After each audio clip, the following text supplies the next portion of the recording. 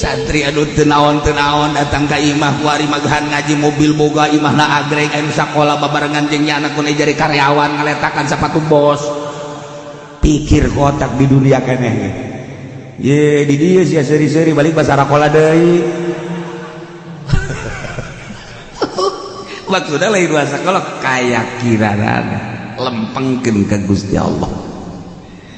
Pokos jelema dari akad jadi waliullah udang ti peuting tadi bere daek bae jeung dibere berani bae sanajan aya nu paeh ti sisi ti gigir teh henteu kagentaran ku ayana pocong-pocong henteu gentar ku ayana kuntilanak teu gentar ku ayana garong-garong iya atunya namanya na aing mah aing deuk ka Allah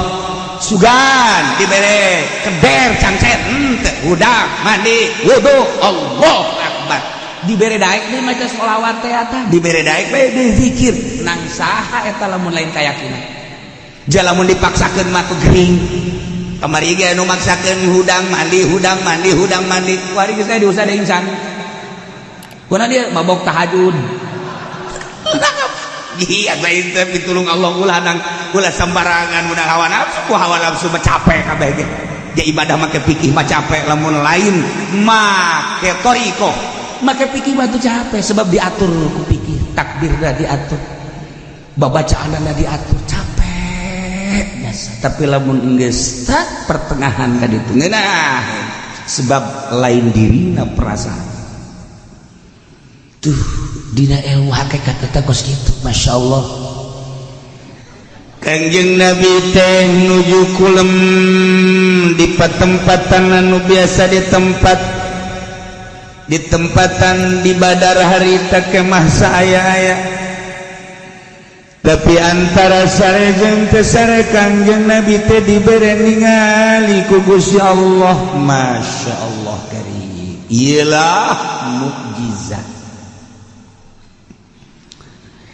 ditingalikeun ku Gusti Allah Quraisy kupar Quraisy ka Kangjeng Nabi dina setengah sare Kangjeng Nabi teh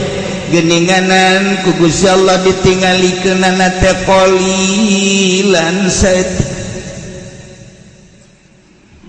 sabanding jeung kaayaan mukminin bahkan leuwih saeutik Kangjeng Nabi gugat teh masyaallah senyum-senyum jeung seri-seri langsung ngagerokeun para sahabat teh surti lantaran Kangjeng di mana kos kitu teh ya berita ilahi langsung caralik sadayana sahabat Kangjeng Nabi ngadeg di payunanana di hareupeun para sahabat nyaritakeun bieu mah Gusti Allah ningalikeun Kasim kuring aya naon Gusti Rasul Gusti Allah teh ningalikeun kaayaan kaum Quraisy pimpinan Abu Jahal nu perang jeung urang teh korenganan qalilan saeutik sabanding jeung urang geus atuh ai kitu mah ulah sieun urang sapira 200-300 lawan cak sahabat Kanjeng Nabi teh ka Nabi Rasul ar-ru'ya haqqun lin Nabi impian nyata jelas pasti benerna ka Nabi dengan berita ti Kanjeng Nabi bahwa Quraisy anu bakal perang jeung mukminin cuma saeutik kuat ti sabilanana atuh pasuruh sahabat bungan ya 300 sikap ku urang kabeh tanpa senjata 300 habis ku urang dengan penuh keyakinan ku Kanjeng Nabi di bejaan saeutik Kanjeng Nabi ngabejaan teh lain sambarangan ngabejaan ternyata ti Gusti Allah atuh sahabat nu tadina sieun berani nu tadina borangan sigel nu tadina kurang sabar jadi sabar jeung tawakal wow satu suara siap Masya Allah nang saha eta kos kitu lamun lain Allah nang saha walau arakahum katsiran lafashiltum wa latanaza'tum fil amr lamun dikira-kirakeun Gusti Allah nempokeun ningalikeun ka Kangjeng Nabi tentang serangan-serangan nu bakal nyerang junud-junud tentara kufar Quraisy pimpinan Abu Jahal didelekeun ku Gusti Allah ka Kangjeng katsiran loba atulah pasyiltu maka niscaya sarayeun borangan aranjeun kabeh Muhammad bahkan wala tanaza'tum pacekcokan perebutan antara berangkat perang terus perang jeung ulah teh meureunanan patarikan iyalah rahasia walakin Allah selamat cuman Allah hendak nyalametkeun aranjeun kabeh dengan cara Allah ulah sok pukar pikir Allah hendak nyalametkeun aranjeun ku cara Allah sakumaha Allah hendak ngayakeun anjeun ku cara Allah hendak nyihatkeun anjeun ku cara Allah hendak ngageringkeun anjeun ku cara Allah kuari Allah hendak nyalametkeun ka anjeun ku cara Allah walakin Allah sallamakum sebab naon innahu alimun bizatis sudur sebab Allah lah nu maha uniga karena isi kandungan hati urang saha nyaho iwal ti Gusti Allah kandungan-kandungan isi kolbu rakyat Indonesia andai kata penuh kekhawatiran Allah maha uninga kemudian tina kekhawatiran eta pasti mengadakan rujukan perkumpulan elit politik jeung elit politik deui para hoas jeung para hoas deui para radikal jeung para radikal deui masyarakat jeung masyarakat deui lantaran di jero kolbu bangsa Indonesia aya kekhawatiran tentu ngayakeun musyawarah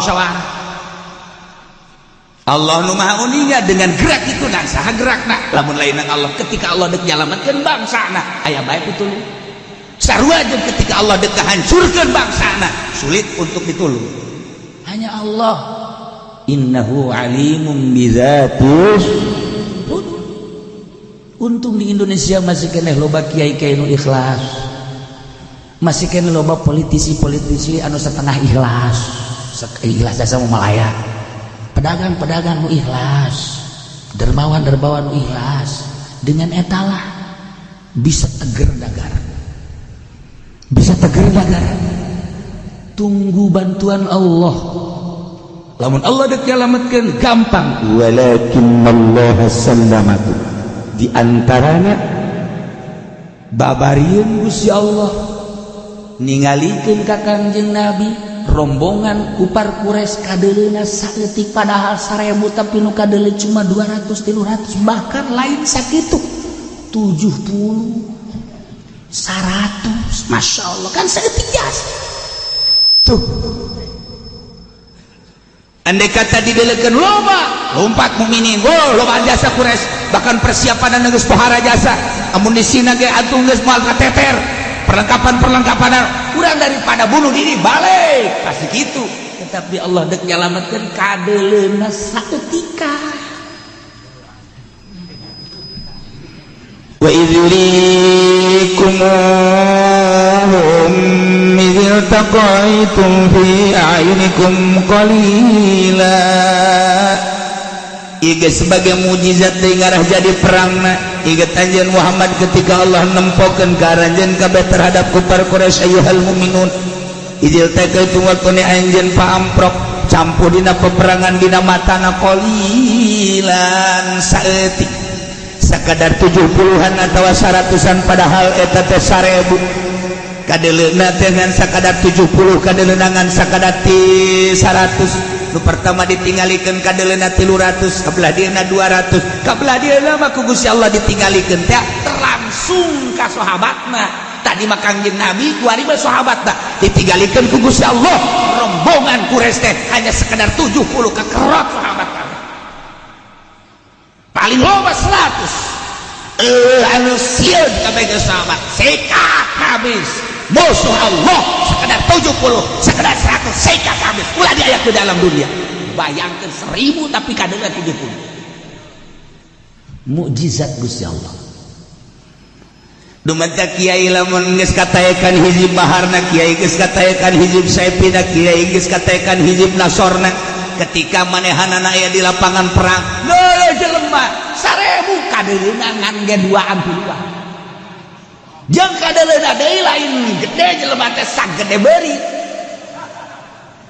tah lamun urang geus kawirid hizib bahar hizib saif hizib nasor kadeleuna jelema geus sagede beuri geus jadi kakarake lamun ngagedean ulah ka perang debatak tunggu komando waliullah lamun lain waliullah bisa perang liilai kalimatillah kudu ahli Allah perang napasna naon ieu napasna teh mah perang mah limbah jawara turunkeun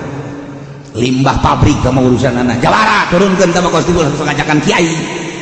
bebolokot teh kiai tungtung nama untung henteu teh kiai blokon teh kiai urusan limbah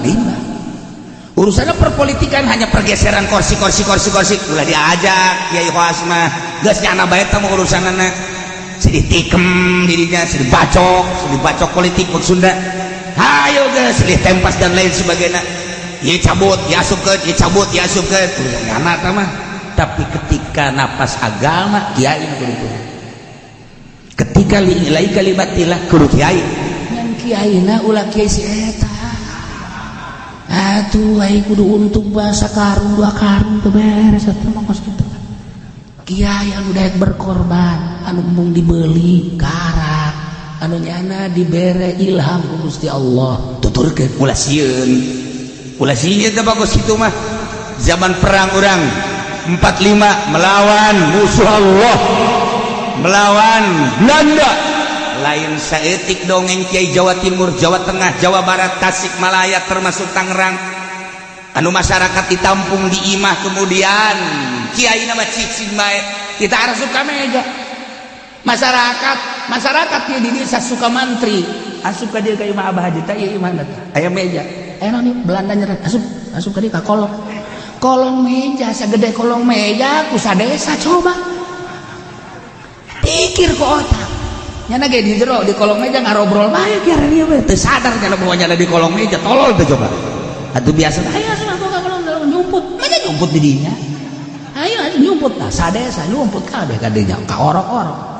tinggal Abah Haji mah ngobrol jeung Belanda aya masyarakat di sini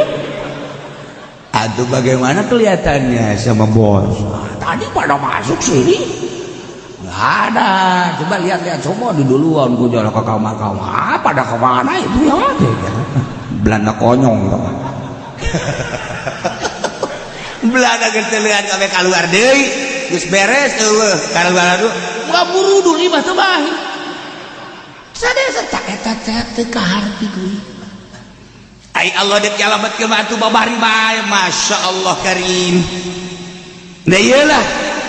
ulah Kangjeng Rasul luhur teuing atuh tah ulah zaman para aulia Allah di zaman Abu Hasan Asyadzili di zaman Imam Mursi di zaman Ibnu Athaillah di zaman Syabdul Qadir Al-Jailani atawa wali sanga Syekh Maulana Hasanuddin ketika memberantas Inggris emang ku manusia nurunkeun angin ti Gunung Karang nurunkeun krikil ti Gunung Karang ketika satu utusan dekat Demak dihalangan ku tentara Inggris utusan Syekh Maulana Hasanuddin dihalangan ku tentara Inggris sedangkan ieu kan urgen kudu datang ke Demak nah di dieu Syekh Maulana Hasanuddin nyambat angin jeung krikil ti Gunung Karang tara teu puguh teu karuh anu datang nama seorang wali datang sorangan kadinya kunaon si golepak tentara Inggris moal kaharti ku ieu lamun Allah deuk nyalametkeun mentak pasrahkeun ka Gusti Allah ulah sok ngandalkeun ijazah santri anu teu naon datang ka imah kuari magahan ngaji mobil boga imahna agreg anu sakola babarengan jeung nyana kun jadi karyawan ngaletakan sapatu bos pikir kotak di dunia keneh ye di dieu sia seuri-seuri balik basa rakola deui maksudna lain basa kalau kayakinan lempengkeun ka Gusti Allah teh didelekeun ku Gusti Allah langsung ke sahabat tadi kan ka Kanjeng Nabi tadi mah walau arakahum mun Allah ningalikeun ka anjeun Muhammad ieu mah wa idzurikumuhum inget Muhammad ketika Allah nempokeun ka ranjeun kabeh para sahabat ditempokeun ka para kafir Quraisy ternyata kadeleuna saeutik sakadar 70 sakadar 100 wahum alpun padahal mas 1000 nu manta ku Gusti Allah ditinggalikeun saeutik teh lituqaddimu alaihi supaya maju berangkat perang ulah sieun hajuku Gusti Allah teh deui dimodelkeun abeh jadi perang wa yuqallilukum fi a'yunihim ngadadak di Gusti Allah mere saeutik dedeuleunan ka para mukminin di mata-mata para kafir Quraisy kufar Quraisy ge neuleuh ka para mukminin teh saeutik deui kan lamun mukminin deuleuh kufar Quraisy saeutik kufar Quraisy deuleuh mukminin saeutik atuh can jadi eta perang emang nu dimaksud gendek dijadikeun ieu ku Gusti Allah perang teh ieu teh meme campu perang kadeuleuna saeutik maksudna supaya berperang liyaqdiyallahu amran kana maf'ula Allah dek ngalaksanakeun urusan mutu Allah dek dipigawe yakni dek diperangkeun mukminin jeung musyrikin jeung kufar Quraisy nu dimaksud dek dimenang nu dimaksud diperangkeun supaya kanyahoan kaistimewaan mukminin saeutik bilanganna tapi menang dalam perang dek embongkeun eta lamun mukmin dek ditembongkeun menang dek ditembongkeun jaya atuh emang nu Allah ieu aya bae ke jalanna sabalikna lamun dek dielehkeun kayakeun kayaning dina perang Uhud lantaran kabita ku alam dunia atuh di dinya teh tergelincir eleh mukminin madak alkitab siap perang kadang menang kadang kalah tergantung kumaha keyakinanna lain bilangan jeung lain kekuatan tetapi keyakinan ke Gusti Allah dah Allah mere keyakinan ieu teh rahasia Allah dedeuleuan sakitu lobana kok disaeutikeun pokos jelema dari akad jadi waliullah udang ti penting teh dibere daek bae jeung dibere berani bae sanajan aya nu paeh ti sisi ginggir teh henteu kagentaran ku ayana pocong-pocong henteu gentar ku ayana kuntilanak teu gentar ku ayana garong-garong iya atunya namanya nah aing mah aing deuk ka Allah sugan dibere keder cangcet henteu udah mandi wudu Allahu akbar dibere daek deui maca sholawat teh eta dibere daek bae deui zikir nang saha eta lamun lain kayakinan jalamun dipaksakeun mah teu gering kamari ge anu maksakeun hudang mandi kuari geus aya diusah deui sami kuna dia mabok tahajud iya lain teh pitulung Allah ulah sembarangan mudah hawa nafsu mah capek kabeh ge ya ibadah make fikih mah capek lamun lain make thariqah make fikih mah tuh capek sebab diatur ku fikih takbirna diatur babacaanna diatur capek biasa tapi lamun geus tak pertengahan ka ditu ngeunah sebab lain dirina perasaan tuh dina ilmu hakikat eta kos kitu masyaallah Imam Abu Hasan Asyadzili boga murid ngaranna Imam Mursi boga murid ngaranna Ibnu Athaillah Imam Mursi urang Maroko ngan pindah ka Mesir cicingnya di Mesir terus boga pemajikan sanggeus boga pemajikan ngajar ngaji di samping ngaji tauhid fikih istimewa ngaji ilmu hakikat tidinya Imam Mursi inget ka guruna nu aya di Maroko lantaran boga madu asli resepen pisan guru mun ngadahar madu asli resepen teh lain menikmati ingat ka Kangjeng sebab Kangjeng suka pisan ngadahar madu asli maka dikirimkanlah 2 kali ku Imam Mursi petingin surat sebab dikirimkeun teh lain endek melalui manusia lain endek melalui jin tapi langsung ka Gusti Allah dina suratna assalamualaikum warahmatullahi wabarakatuh assalamualaikum ya syekhi terus di jerona bahwa kaula ngirim madu 2 kali lewat laut wassalam tilmizuk wassalam murid bere mursi langsung dikalautkeun ditepak doang laut ieu pangadatangkeun ka nagara Maroko nya sing hade awas ya mun teu datang diancam sok wae teu wali mah pas kitu sukeun ka laut Masya Allah ari Imam Mursina penting teh kapan sok ngalayangnya nama ke tempat-tempat murid ka wali-wali hiber kakarak gedek hiber jol bae Syekh Abu Hasan Asadili hiber pakai jubah putih. Assalamualaikum. Kaget i guru maneh ngirimkeun eta 2 koli madu melalui laut aing nyaho maka termurid cek aju maneh guarin deuk hibran deuk ngalayat ka murid-murid perkumpulan di sekitar ieu nu aya di Yordan, nu aya di Mesir, nu aya di Mekah, nu aya di Madinah, nu aya di Yaman. Mursi leutik tama kos kitu. Aing guru sia bisa aing ngadatangkeun sia kuari ti Mesir ka Jabal Qop, ti Jabal Qop ka dieu deui bari teu kudu ka manana. Percaya sia kae? Oh, percaya ya. Ieu ulah waka dilakukeun ye kikiriman madu kos kieu ye. Atuh pentingan kene sia bae ka aing gak ditu hiber daripada ka murid-murid sia. Pohoan murid kita poho murid.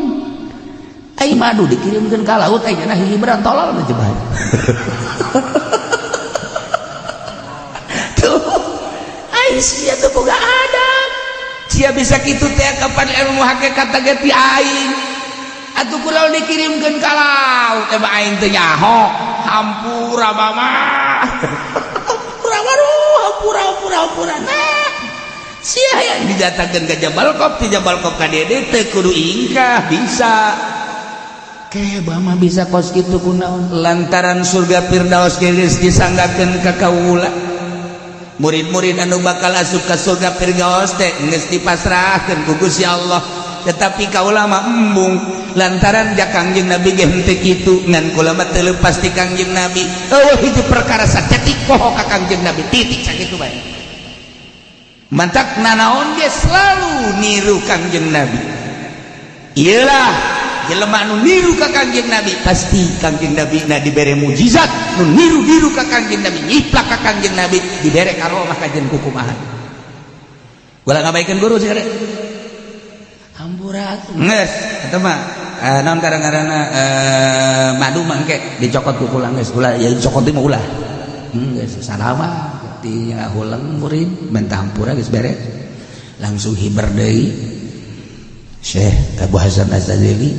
langsung di laut aya muncul di mulut Maroko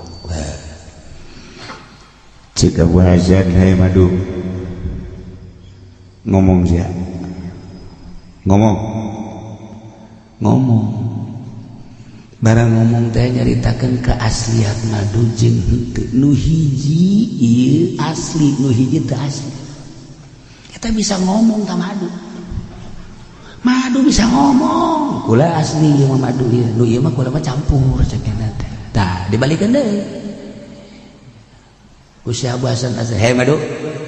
bebeakeun ka murid sia ka ditu bebeakeun ka nu ngirim sia murid aing bahwa kula teu ditarima lantaran teu asli beakeun nu ieu mah dibawa ka ieu mah barang datang itu Waalaikum salam masuk ayo masuk aduh tuh urang mah assalamualaikum teh paling ge simba urang mah assalamualaikum teh paling ge babaturan paling bahaya-bahaya nu lagi assalamualaikum biasa tamanggeun nah ieu aduh kula kita balik deui ku guru kula Syekh Abu Hasan Asadili kunaon emang lantaran kula ditanya keaslianana aju kula teu asli Masya Allah karim isin amat nu hiji deui mah asli teu kacampuran alhamdulillah cak muridna nu hiji asli nu hiji henteu dibalikeun deui nyaho nu asli nu henteu pan urang mah kawin ge isi budak bener henteu ya hese urang isi nurut moal ka aing ieu sebenarnya mah aing ai beungeutna mah bogoh sebenarnya ngan ieu Lampung ieu asalna nu geus bado nyeri hate di Lampung dia teh ya padahal di Lampung ya bae nu bageur 1000 hiji lah tai ilmu kewalian makan gos kitu Masya Allah karim urang nyaritakeun peperangan nu dipimpin ku wali sanga ke iraha deui atuh sarua ketika maju, ketika mundur, ketika maju, ketika mundur sesuaikan izin perintah Allah. Nah iku hari langkah-langkah di Indonesia teh kan keur diopenan lantaran sangat dahsyat kecurigaan, pesimis urang geus mengarah. Alamun peduli kumaha ayalah insyaallah lalaunan untuk menyelamatkan bangsa jeung negara. Ketika Allah nek nyalametkeun aya bae, ketika Allah moal nyalametkeun atuh kandas, tinggal urang mangadoa mudah-mudahan Indonesia saralamet. Mudah-mudahan bangsa Indonesia saralamet, negarawanana saralamet, jalalujur, ulah indikator-indikator sehingga urang hirup di Indonesia sakumaha perjanjian karuhun urang merdeka zahiran wa batinan. Tuh kan geuna. Ya orang sadok ke rumah enak wae. Masya Allah. Iyalah para aulia Allah. Urang lamun nyaritakeun kagagahan wali, kagagahan ibadah baheulana. Masa si Abu Bakar Siddiq bah saaya sarakaat bisa saquran, 2 rakaat saquran deuk kumaha muji. Tahajud teh 2 rakaat, sarakaat saquran, sarakaat saquran deuk kumaha? Deuk kumaha? Aya deui tadarusna penting saquran bedang saquran. Ayo. Urang mah kadang-kadang digecek-gecek waduh, urang mah Quran eta ka leungit. Teraekeun. Hayang sabulan sakali ge eta tamat Quran kumaha di mana Qur'anna meureun. Lain bulan Ramadan mah. Ramadan mah rada deureus we. Waliullah mah kos dararit. Sayyidina Abu Bakar Siddiq radhiyallahu anhu anu ngirim susu. Enggeus dikirim ka Abu Bakar Siddiq lantaran Amirul Mukminin manehanana aju sahabat teh nu ngirimkeunana langsung diinum lek ba'da isya. Setelah diinum lain rarasaan lempek kalazatan tafakur ke Allah leungit. Masyaallah cek Abu Bakar Siddiq ye masyaallah ke ba'da nginum susu teka deuleu Allah nu biasa teu pernah teka deuleu Allah teh ku batahat teh ieu mah teka deuleu sama sakeun sahabat di luar seueur nu ngirim susuna aya ke dirinya langsung nangis. Sayyidina Abu Bakar Siddiq radhiyallahu an ngadoa ka Gusti Allah nu biasa ngadoa ka Gusti Allah Allah na kadeuleu ieu mah kan henteu langsung tepe-tepe ngadoa kadeuleu jeung teu kadeuleu mah urusan kula pamere Gusti tapi ari urusan Allah mah kan ningalikeun bae ka Gusti ka abdi Gusti nyanggakeun sadaya-daya ieu teh ya sabada ngaleueut susu kikiriman sahabat Gusti teu katempo ku abdi ayalah nyulusup ngaranna Ilham Rahmani asup ka jero qalbu Abu Bakar Siddiq colok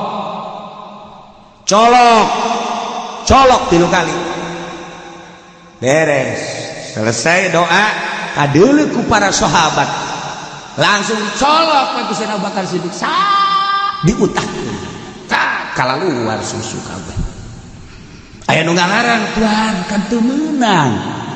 makanan kudu dicolok lain deui urusanana cek Sayyidina Abu Bakar Siddiq kepan deui beritana kaluarkeun kabeh setelah dikaluarkeun kabeh satetes acan Allah kadeuleu kakarak dirinya pidato Abu Bakar Siddiq bagi jelema nu berhikmah hati-hati tina makanan dicabut kalazatan ibadah dicabut kanikmatan zikir tafakur ieu melalui pencabutan etalah siksa bagi jelema-jelema nu berhikmah. Hati-hati makanan jeung minuman termasuk pakaian lantaran jadi gangguan kana kalazatan ibadah ka Gusti Allah. Atupan kuari mah kiai nage diberean ku bupati malah proposal sabarapun kamaripun sekali ngariung 3.000 3 juta minta tambah deui eta kan teu beres makanan anu as di pamarentah geus moal beres cek kula moal yakin moal sebab pajak kiai nu sok ngadahar duit ti pamarentah deuleukeun datang ka lazat lagi ibadahna moal 100%. Lain sombong 100%. Seluruh waliullah nyaritakeun. Sina Abu Bakar Siddiq bae, Sina Abu Bakar Siddiq tengah dahar susu pamere orenganan ditanyakan ku Sina Abu Bakar Siddiq, "Ceng, cara kurang, ieu susu nu saha nu abdi?" Haju eta kumaha kok bisa naon ngaranna ngahalangan ki? Wallahu alam cek nanti. Ieu mah embe abdi diperet-peret ku abdi disanggakeun ka tua jasa kitu. Abdi henteu macem-macem. Doa deui ka Gusti Allah, Allah nangis katingali ku Sina Abu Bakar Siddiq minta penjelasan secara hakiki. Gusti, ari ieu susu kunaon bisa kos kitu? Oh embe nanya tuan kajukut batur.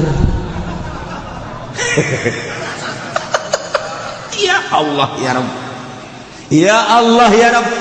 ndek jadi ahli hakikat teh geus lain sambarangan emang kumaha gitu. Badak lamun aya jelema ngaku-ngaku ahli hakikat atau katempona kurang berhakikat tapi nya gabrus bae duit pemerintah dilebok punyana, duit teu karuhan dilebok punyana, bohong. Tama lain ahli hakikat, hakeko. Dukun bagusna. Masya Allah. Teh, iyalah. Ketika kisah Abu Hasan Asyadzili diberi informasi ku salah satu muridna, mama hampura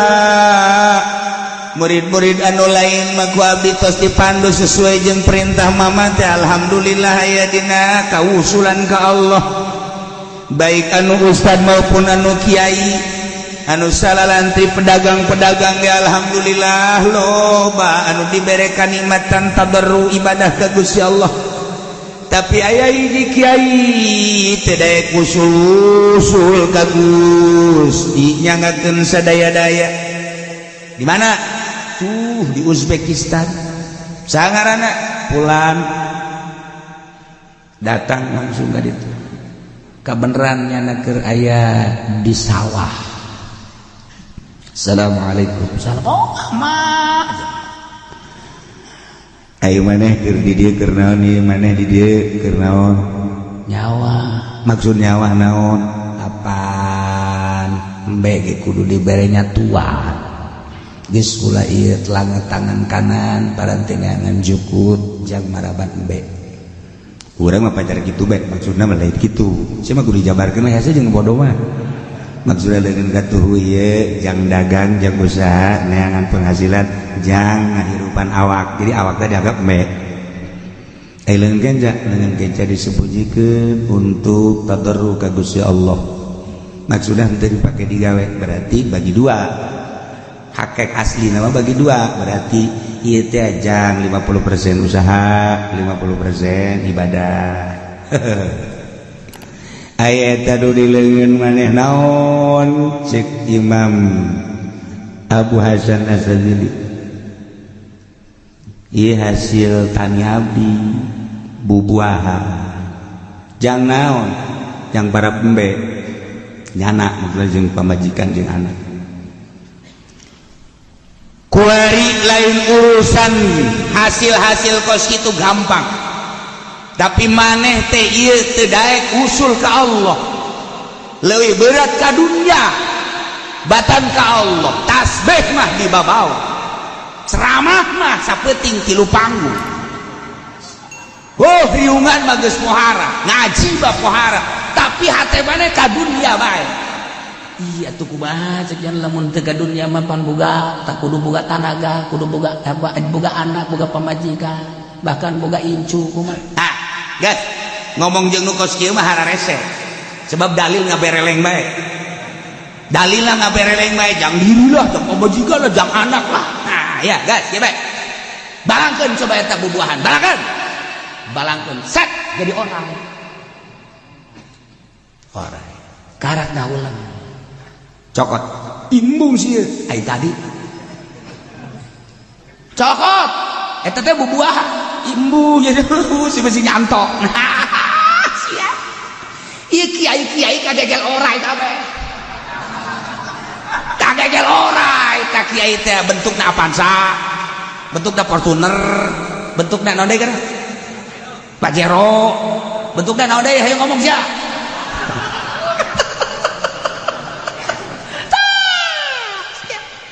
cokot tete ore cokot mu jaga besi nyantuk gede ore nu gede deui jeung calana poe kieu deure sabun teh calana baca apa cokot percaya ieu guru mana cokot ulah sieun sakumaha nyokot Kanjeng Nabi Musa ketika itekna dibalangkeun jadi orang cokot deui cokot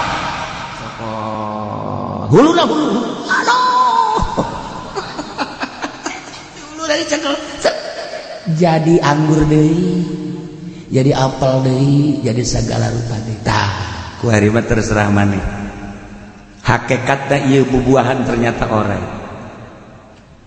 maksudna kabeh kieu henteu tergantung kumaha jiwa-jiwa anu aya di batin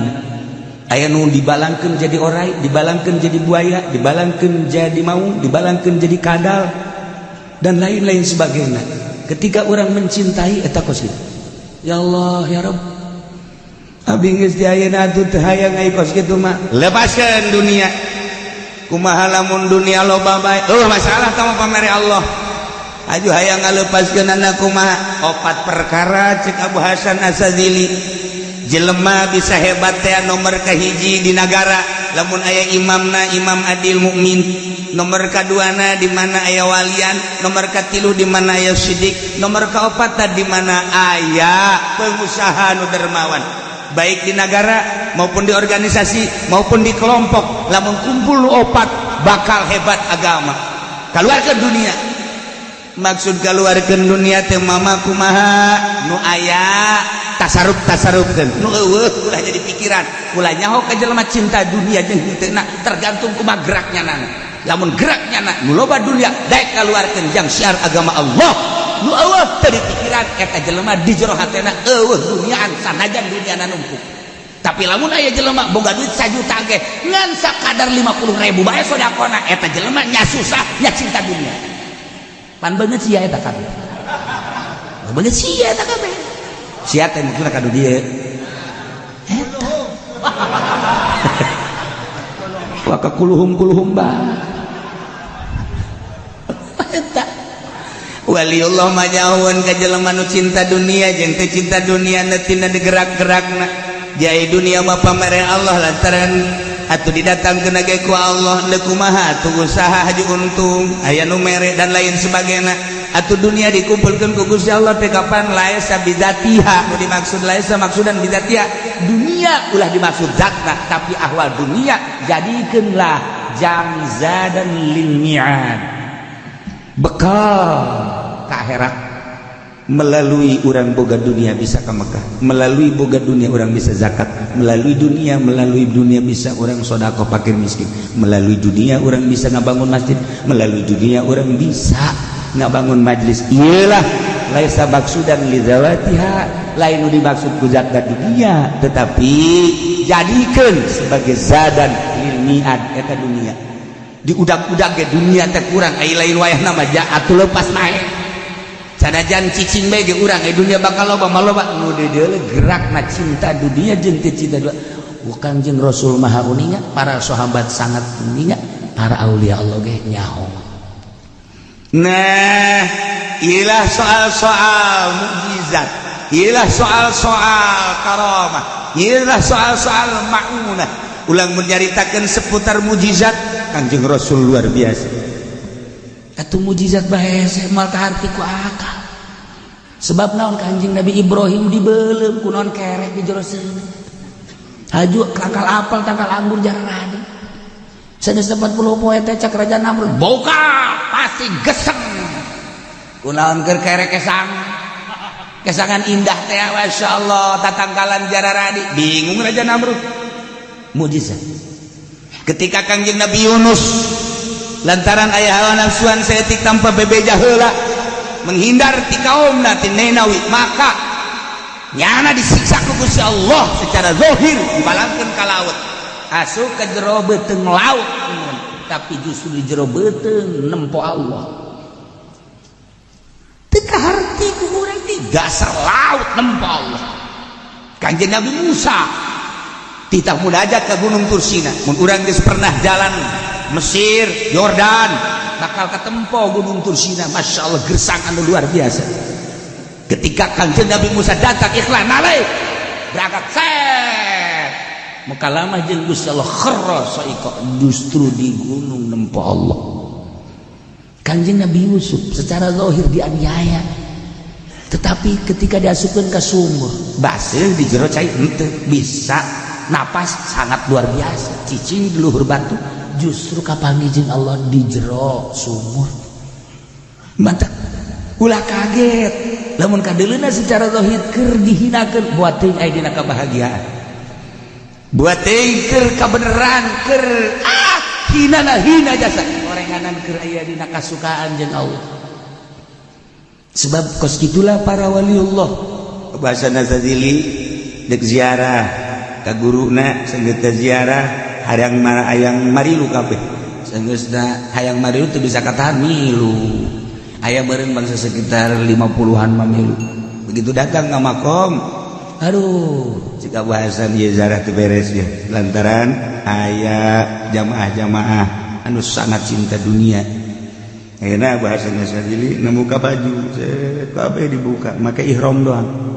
make baju ihram doang ketika make baju ihram kunaon murudul di gunung-gunung di mamanan sasalaman kabeh ribuan jelema bingung murid-muridna geus beres sasalaman lobaan para wali-wali Allah nyana karek make baju biasa deui kan ditanya mama kunaon sih make bubuka lantaran mama ieu sebenarnya mah ngadidik marane maneh mah bu ibadah teh kudu make sorban nu bagus bae bu make baju kudu mahal bae samping lamun teu tamer teu jadi maneh mah pohara jasa kitu kene kendaraan nah eta teh hahalang ka Allah mantap kukuda dibuka ieu baju teh jadi penghalang nya maneh sebenarnya mah geus ketika make ihram maka langsung ka Gusti Allah datanglah para wali-wali Allah tuh urang makan kudu make jas bae mun teu make jas eta kurang pede aduh masyaallah ya ecek-ecek tah jelema kos kitu kan masyaallah dari makhluk kayak gadeuleun ku makhluk deui tah mata kurang ihramna lepaskeun urusan dunia ya Allah ya Rabb cara-cara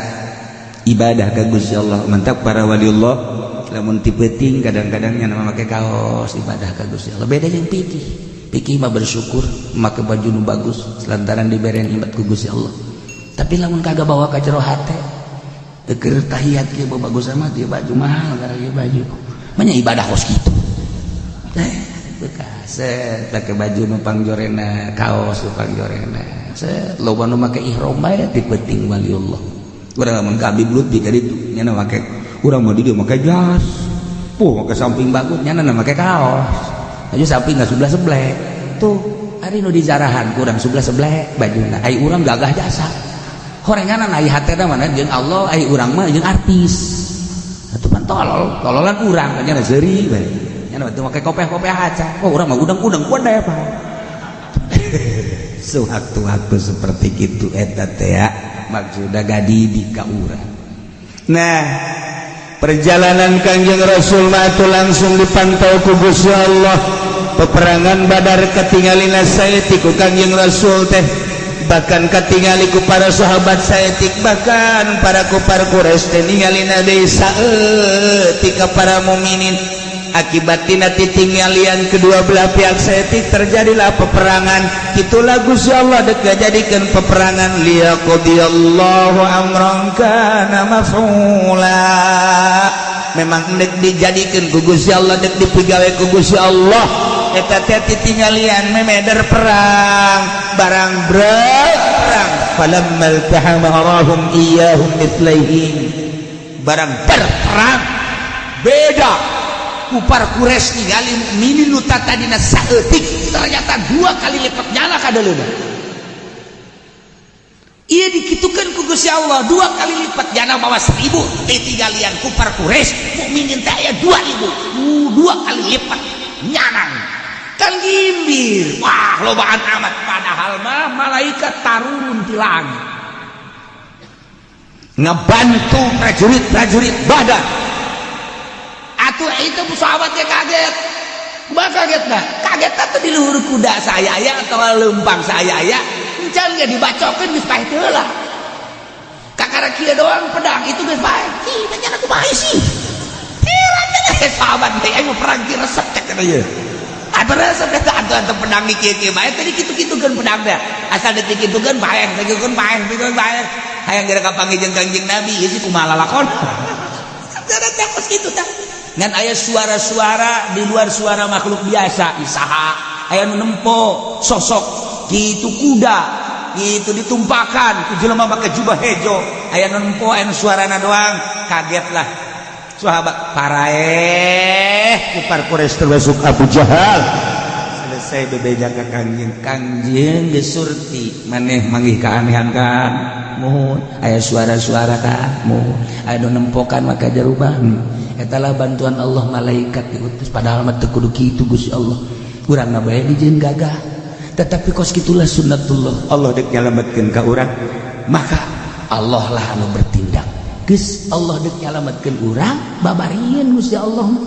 musuh kadeuleuna saeutik urang kadeuleuna saeutik ketika der musuh neuleuh urang teh lobaan atuh der bae tah ieu lah rahasia di balik rahasia nu urang teu bisa mukakeun hanya Gusti Allah nu boga mantap wa ilallahi turja'ul umur ka Gusti Allah hungkul dibalikeun sakabeh perkara tinggal urangna bae kuari urang tata keyakinan urang ka Gusti Allah Subhanahu wa ta'ala mudah-mudahan urang diberi cinta jasa ka Gusti Allah cinta pisan ka Kangjeng Rasulullah Muhammad cinta jasa urang ka khulafaur rasyidin cinta urang ka para aulia-aulia Allah cinta urang ka para sholihin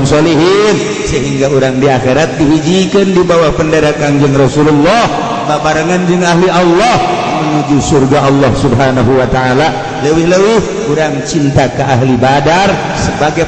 pejuang anu tidak pernah terlupakan di dunia sampai kiamat. Wallahu a'lam.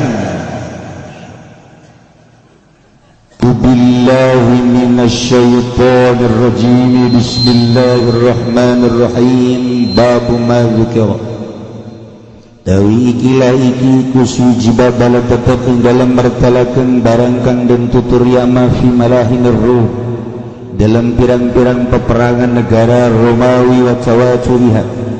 lan tumpa-tumpane malahi matada'il umam ala ahli Islam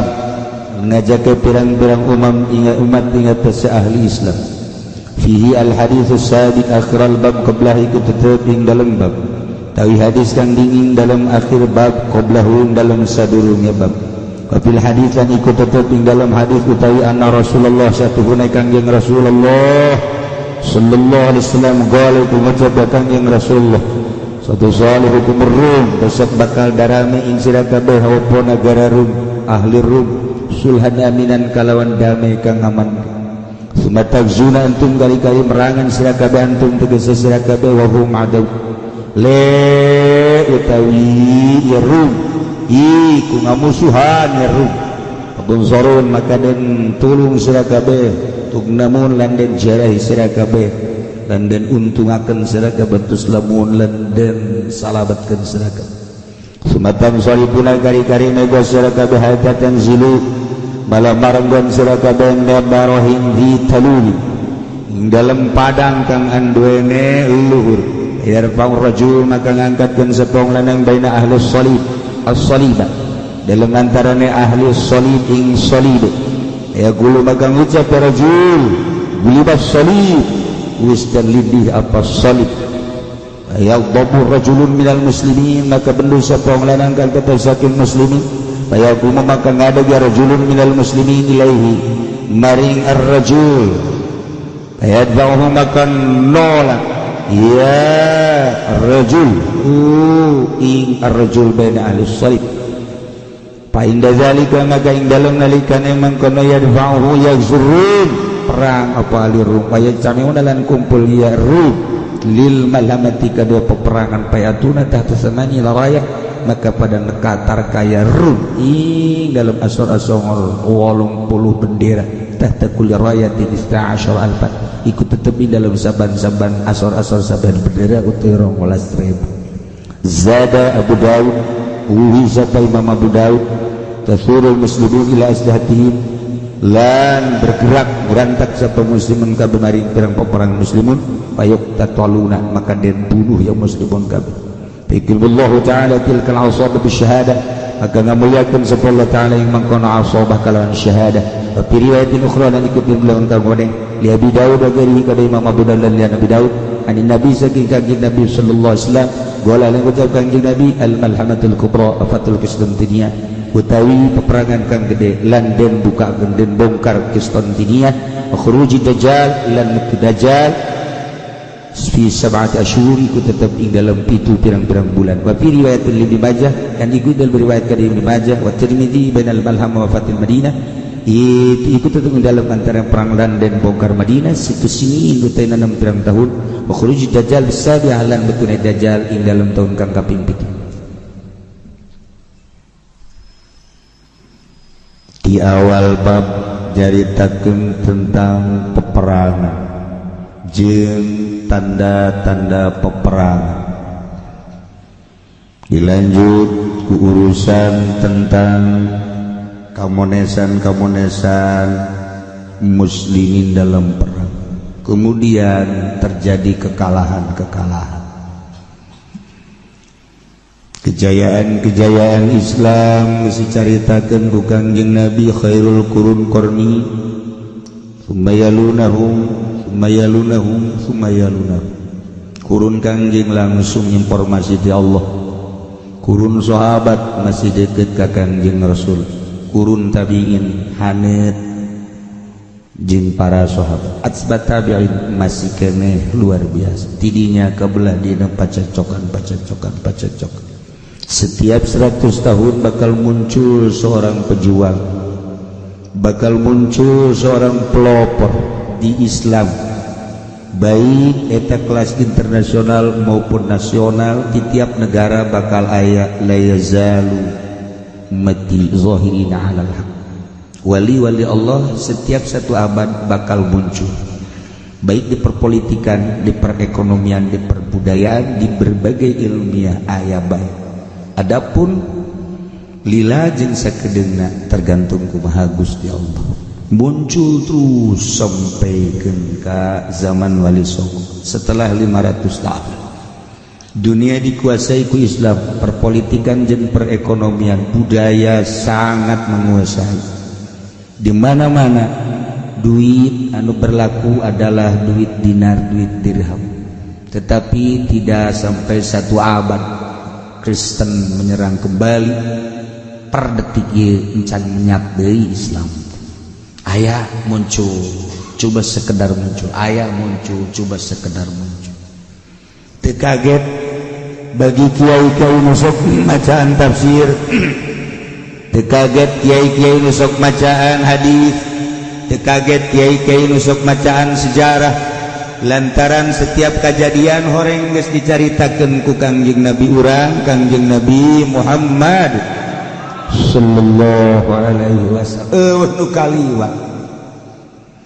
ialah mujizat Kangjeng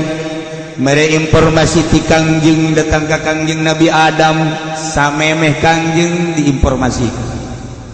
samemeh Kangjeng aya apaleun Kangjeng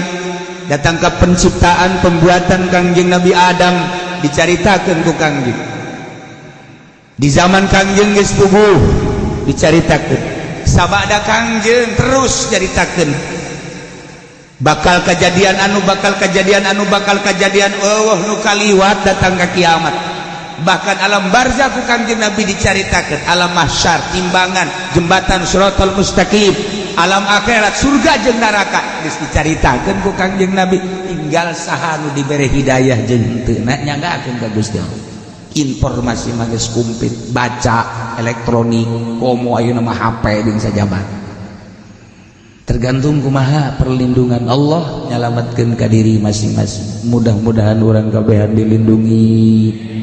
disalametkeun sehingga urang mah beda jeung batur mah abrut-abrutan urang mah tetep pake filter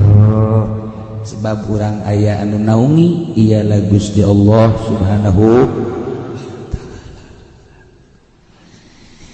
ieu babrek jaritakeun kejadian negara Rum, peperangan Romawi jeung tawaturna ngajak umat atas ahli Islam.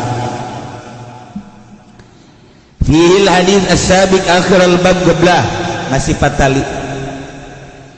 Dina hadis ieu aya kecapan anna Rasulullah sayyana kangjeng Rasulullah sallallahu alaihi wasallam nyarios ieu satu salihukum rum sulhan aminan. Orang Romawi kekentongna Kristen Rum anu kuari peradabanana pohara Roma Mekah negara Islam, Roma negara Kristen. Seluruh Injil, Taurat, Zabur aya di Roma. Apaleun nya bahwa Zabur, Taurat, Injil telah disalin oleh Al-Qur'an. Tetapi nyana melihat sebelah mata. Bantak loba anu arasuk Islam ketika membaca Injil asli, Taurat asli. Benediktus ge asup Islam, termasuk Pauli masih cuman terjelas. Nah, loba bisa Inggris, Jerman, Amerika, pembesar-pembesar Kristen asup Islam. Tetapi terlepas tidak penganiayaan dan pembunuhan, kurang kumaha Lady Di, kurang kumaha termasuk Stephen, kurang kumaha Kit Stephen dan lain-lain sebagai asup Islam. Dipersulit kehidupan anak seperti Muhammad Ali dibuat ke Parkinson. Kemudian penyanyi nu ternama nu sok ancul-anculan teh Michael Jackson sama.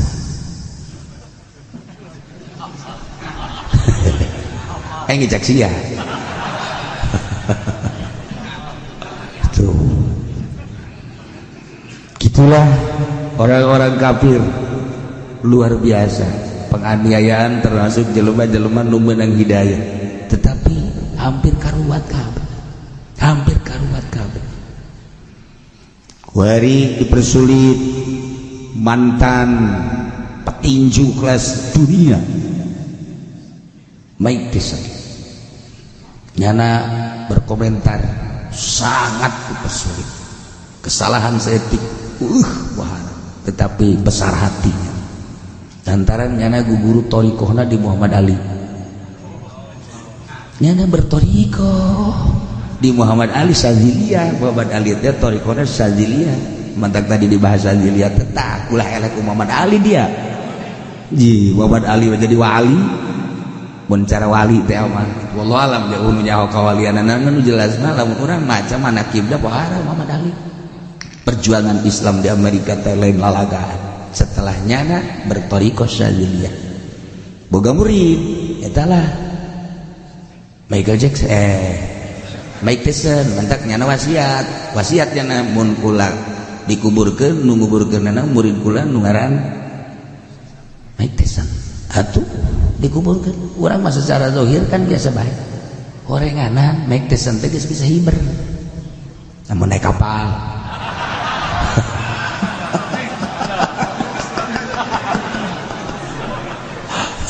babari amat ka hiber teh Masya Allah. Terus pergolakan politik, pergolakan ekonomi, budaya, mual eureun-eureun terus bae di zaman enjing Nabi Adam geus mulai pertempuran antara putra jeung putra. Terus di zaman Kangjeng Nabi Idris diangkat Kangjeng Nabi Idris, Kangjeng Nabi Nuh geus disiksa umatna, urang sisa-sisa penyiksaan kaum Kangjeng Nabi Nuh. Alhamdulillah ambalayah deui. Setiap nabi diturunkan penyiksaan terhadap nabi jeung umatna pohara. Paling dahsyat Kangjeng Nabi Musa alaihi salam. lanjut terus ke Kangjeng Nabi Isa alaihi salam, terus dilanjut ke kunjungan alam Kangjeng Nabi urang Kangjeng Nabi Muhammad sallallahu alaihi wasallam. Dahsyat-dahsyatna penginjil di Mekah, penginjil di berbagai negara. Pertaurat jelas cerita teh Injil Taurat ahli kitab disebut dan campur tepuh arah di tengah-tengah carut marutna pembudayaan ideologi jeung sajabana lantaran anu berlaku hukum rimba saha kuat eta menang, saha gagah eta menang, rimba ngaran. Di tengah-tengah carut marut budaya ideologi ekonomi tepuh aturan muncullah Kangjeng Nabi urang Kangjeng Nabi Muhammad sallallahu alaihi wasallam. Bayangkeun ku urang Mekah anu sakitu panasna, adab anu sakitu pohara, sahaok anu gaplok, tapi Kangjeng muncul di dieu ulah akeh. Setiap Rasul dilahirkan seperti itu hampir. Ketika Kangjeng Nabi Musa alaihi salam lahir ke alam dunia dek ngalawan Fir'aun, justru dihirupkeun anak diais ku Fir'aun. Orok-orok sekitarna Mesir, Yordan, bunuh kabeh. Justru nu bakal ngelehkeun Fir'aun diais ku Fir'aun. Iyalah keistimewaan Gusti Allah nyian seorang prajurit propor, seorang brilian ulah kaget diais, diasuh, batur dibunuh, justru nyana dihuapa. Kanjeng Nabi gitu mana seorang dan lain-lain sebagainya. Ih, teger hati ulah can cahaya Kanjeng Nabi lahir yatim. Urang mah kuari lu cenah kula mah kumaha doang. Ya budak baru-baru perang budak karena ditinggalkan gue kolot pegang gue pantau gengkas lawang siapa aing gedul kau malah naik kiai legit motor aja cari ya ngas main tadi kali itu Kazaki ulah cari ulah ngeluh perjuangan terus kalau banu ngahilangan kaji terus bae ayo satungtung can diusir mah ayo bae ngomong mah hampang. Satu salih hukum rum lantaran gerakan-gerakan Kangjeng Nabi pohar sehingga tumbang musyrikin kafirin kufar Yahudi di Madinah lari ke Israel, lari ke Roma, lari ke Eropa. Didinya nyana lain salari-lari nah orang membangun kekuatan. Kangjeng geus carita gulibatur rum bakal hancur ku dahsyatna kekuatan mukminin dipimpin ku para sahabat dilanjut ku para tabi'in kalah bakal ngerum. Terjadilah tidinya eleh lah Romawi gulibatur rum di adal os tidinya bakal terus ngayakeun perdamaian eta sakadang rum. Ahli-ahli Romawi teh minta perlindungan kaum mukminin, minta perdamaian supaya disalamatkeun usulhan aminan ulah datang ka dihancurkeun dihabiskeun. Atuh terus alhamdulillah mukminin mah piawai leuleuy nu penting mah ulah aya gerakan-gerakan nyerang ka mukminin kafir teh. Tidinya terus umat tagzuna antum bakal parang anjeun teh wa humadau alirum bakal ngamusuhan ka anjeun perang dahsyat kembali engke fatun saru maneh menang wa tugnamun untung dunia akhirat tuslamun disalamatkan selesai dunia dikuasai ku Islam zaman tabi'in. Nu muncul raja-raja ngan dua Kisra jeung Wabeh di berbagai negara muncul laletik-laletik terpengaruh sumatan soifuna tuluy maneh baralik kabeh dengan kemenangan. Mukminin terus ibadah ka Gusti Allah, perjuanganna dilanjutkan terus. Ternyata orenganan orang Kristen mah, orang Yahudi mah terus baik nyana yen akal-akalan kumaha kahayangna akhirna mukminin teh loba nu lalepas tina nyekelan kakuatan perjanjian Al-Qur'anul Karim kabongbroy ku kamewahan aya anu dicicingkeun dina kedudukan aya anu dibere dunia kumaha kahayangna diloloh ku orang Rum hayang kakayaan tah hayang kakawasan tah dibere diajak kerjasama akhirna atuh manehanana aya kalonggaran kuari manggeus bergaining antara Islam jeung kafir zaman eta. Aya bahasa saling menghargai jeung saling menghormati mata Kangjeng Nabi nyaritakeun setelah kemenangan hatta tanzilu maneh caricing bi marajin zitalul di tempat padang anu luhur dua arti luhur tempat luhur wawasan dibere kaluhuran pangkat dibere kaluhuran dunia ngahijilah nyana teh boga rasa janasa aing teh hebat kuari mah boga kedudukan bahasa bibirna mah ieu teh jang berjuang aing boga kedudukan jang memperjuangkeun lamun henteu kitu mah engke bakal nyana nakal aing boga dunia jang berjuang hayu we terus kos kuari we kiai dibere ku harita nu jang berjuang moal beres agama dibere ku musuh moal beres blon dake kos eueuh deui bae pengusaha Islam meni luluh anu cium tangan deui cium tangan masyaallah ai kamari orang ka ibu urang sarereha cium tangan geus babari teman istighfarana gampang ibu doli ge geus istighfar bae gitu heeh lamun naik deui mah atuh tuh nah terus dibere ya karim tidinya ngarasa boga angin deui Kristen teh Yahudi teh atuh payar pawur rajul baina ahli salib seorang lalaki teh ngangkatkeun salib deui diangkat Kristen bisa ngangkat salib deui anu tadina salib tumbang tidak ada persaliban di dunia gereja mana baik boro-boro di daerah-daerah rumna ge umbang salib teh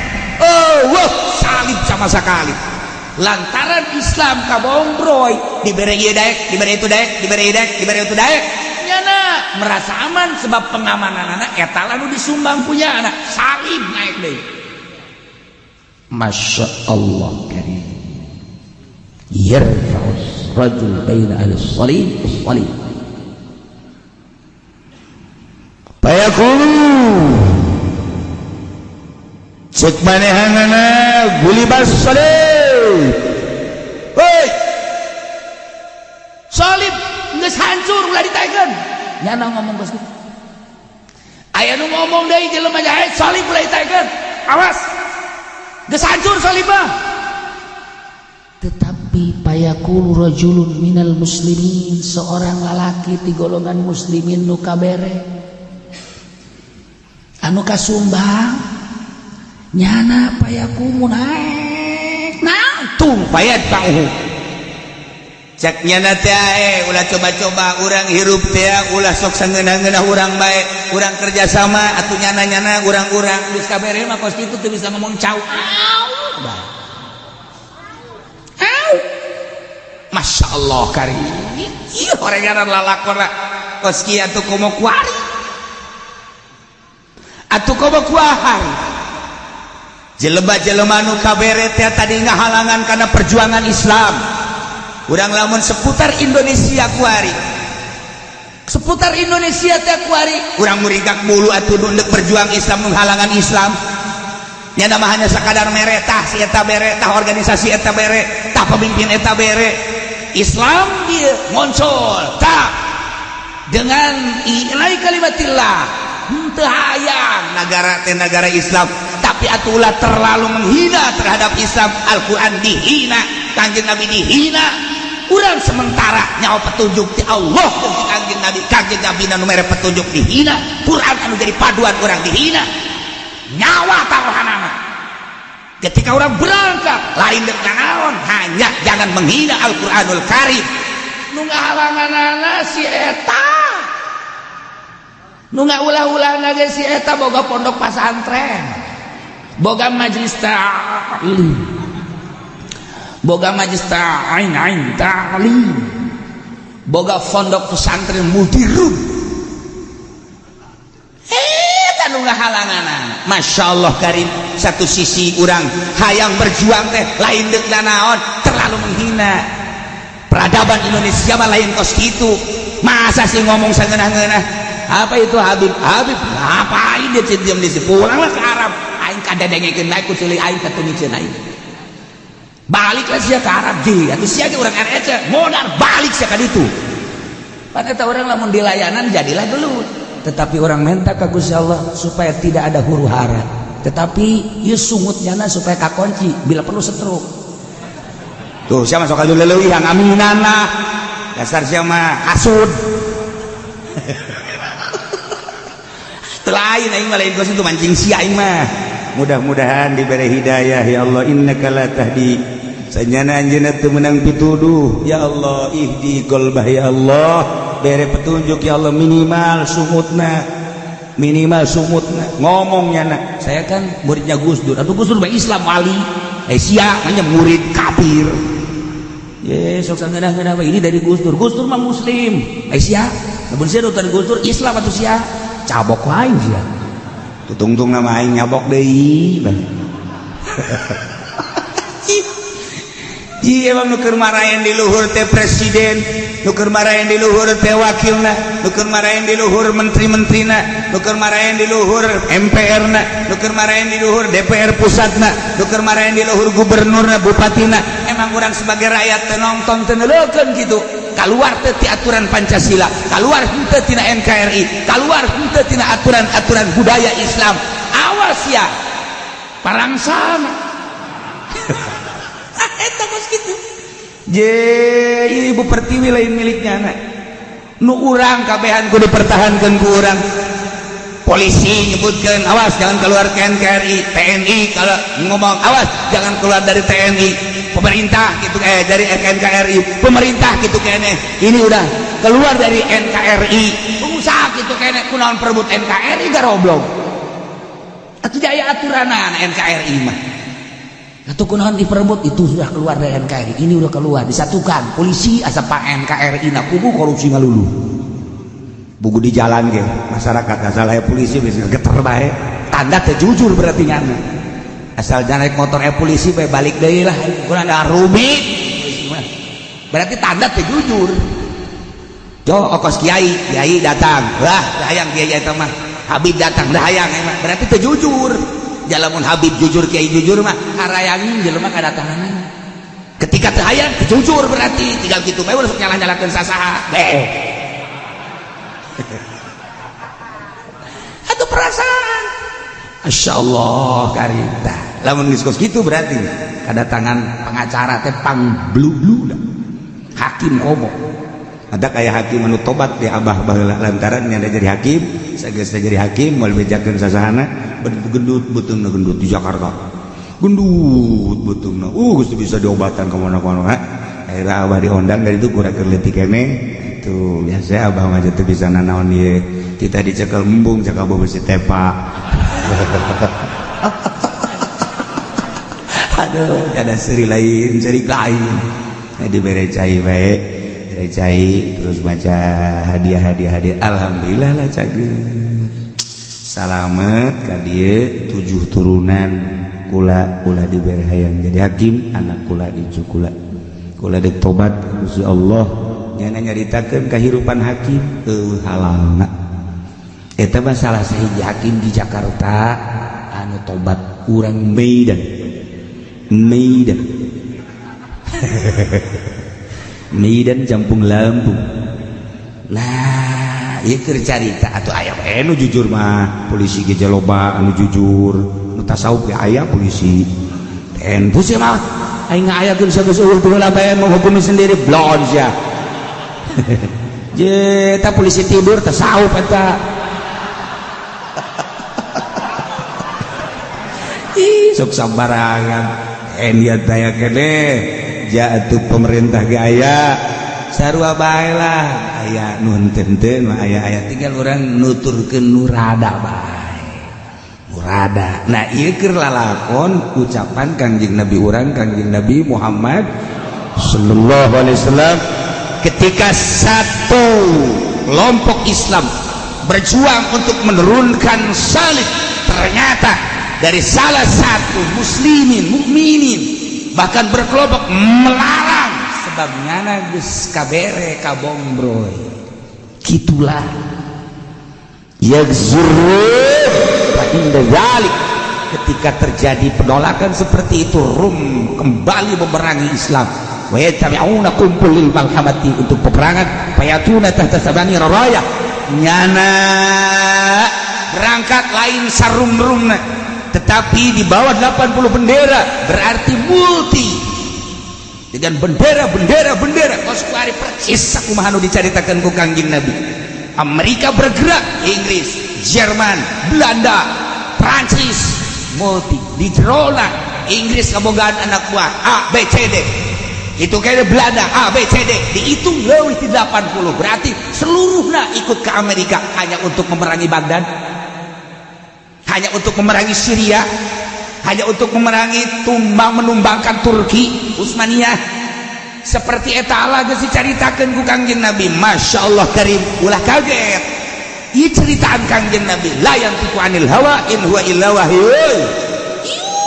wahyu ti Gusti Allah. Berangkat nyana dengan multi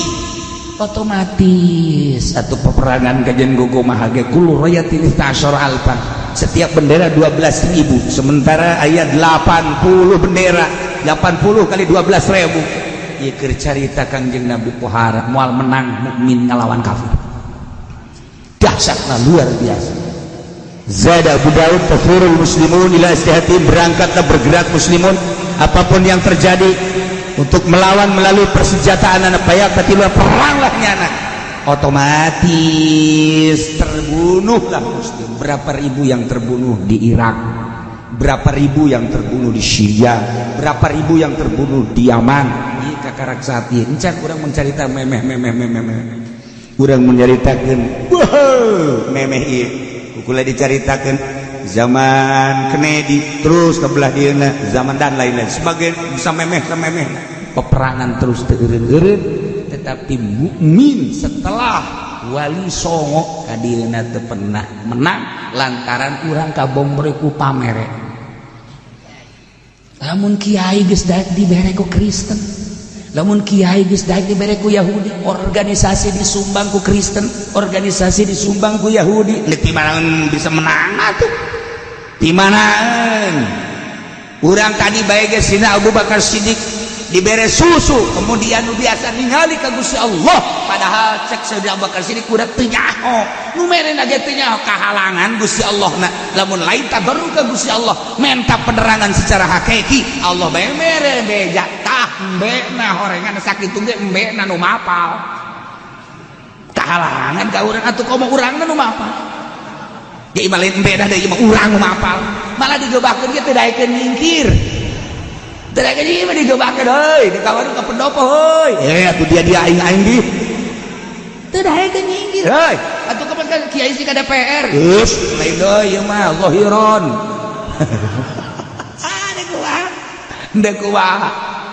ndek kuah luhur najanya nanunan tangan karena perjuangan Islam, kuari. HTI nu can jelas-jelas kekalahan kesalahan anak geus dihapus, FPI biasa diambang pintu can jelas kesalahan anak naon coba Tapi NU mah nulis jelas-jelas perjuangan saat ieu maksudna kapan aman-aman baik. Iya kan kumaha di Indonesia aya naon sih di Indonesia. Sementara isu-isu PKI kok diantep bae sih. Malah anu ngaisukeun di penjara encan diadili. Iya cak urang kumaha ieu kula mah pan bodoh, urang makan bodoh kok jadi kos kitu sih. Nah, mulai berangkat tidinya ngadoa ka Gusti Allah, hanya Gusti lah anu mere penerangan, hanya Gusti nu bakal ngamankeun. Ya Allah, abdi mah hina, abdi mah buta, abdi mah bodoh, tetapi di pandangan mata kok banyak ketimpangan-ketimpangan. Anu triliunan rupiah, iya KTP